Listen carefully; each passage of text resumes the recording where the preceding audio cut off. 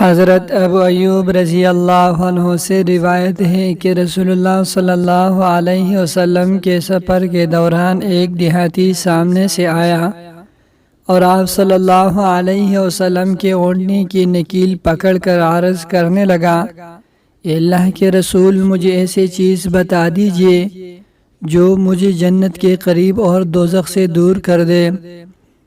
رسول اللہ صلی اللہ علیہ وسلم رک گئی اور اپنے صحابہ کی طرف غور سے دیکھ کر فرمایا، اس کو اللہ تعالیٰ کی طرف سے توفیق مل گئی یا فرمایا ہدایت مل گئی۔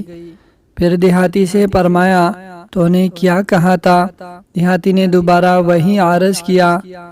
رسول اللہ صلی اللہ علیہ وسلم نے فرمایا، تو اللہ تعالیٰ کی عبادت کر اور اس کے ساتھ کسی کو شریک نہ کر، نماز پابندی سے پڑھ اور زکوٰۃ ادا کر اور رشتہ داروں سے میل جول رکھ، بس اب میری اونٹنی چھوڑ دے۔